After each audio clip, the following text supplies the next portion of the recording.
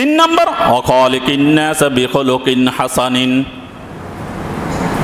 আল্লাহর হাবিব রাসূল পাক সাল্লাল্লাহু আলাইহি ওয়াসাল্লাম বলতেছেন যে মানুষের সাথে উত্তম ব্যবহার করো।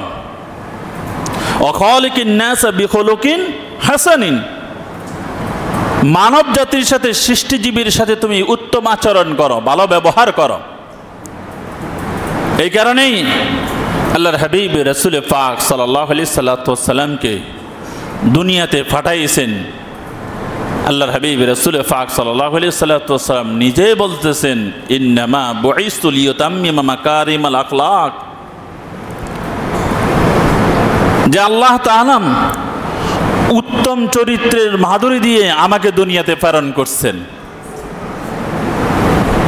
ইন্নামা বুইস্তু, নিশ্চয় আমাকে প্রেরণ করছেন, লিউতাম্মিমা মাকারিমাল আখলাক, উত্তম চরিত্রের মাধুরী দিয়ে।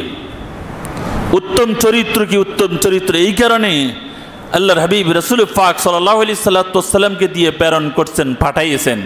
কেন পাঠাইয়েছেন? যাতে করে আল্লাহর হাবিবের উম্মতরা তার আদর্শ দেখেই যাতে করে আদর্শবান হয়ে যায়, উত্তম চরিত্র দেখেই যাতে করে তারা উত্তম চরিত্রবান হয়ে যায়।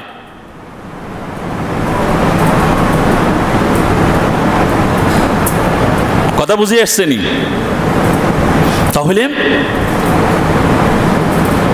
আল্লাহর হাবিব রাসূল পাক সাল্লাল্লাহু আলাইহি ওয়াসাল্লাম এইভাবে বলছেন।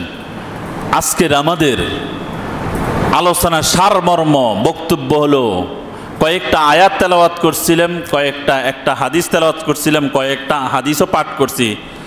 তো এখানের ভিতরে সারমর্ম কথাই হলো যে আল্লাহর হাবিব রাসূল পাক সাল্লাল্লাহু আলাইহি ওয়াসাল্লাম উম্মতদেরকে তিনটা উপদেশ দিয়েছেন।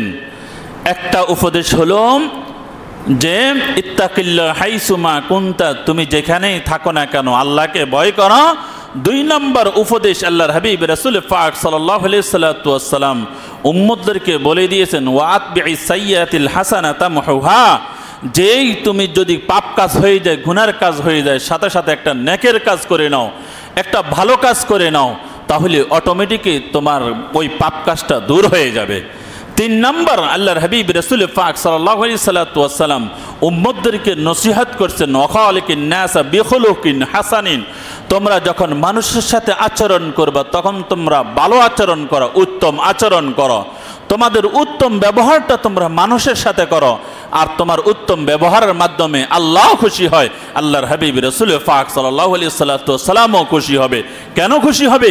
যে আদর্শ আল্লাহর হাবিব রাসূল পাক সাল্লাল্লাহু আলাইহি ওয়াসাল্লাম রেখে গেছেন, এই আদর্শ যদি আমরা পালন করি, আমরা যদি মানি, আমাদের ভিতরে যদি নিয়ে আসি, তাহলে খুশি হবেন কে?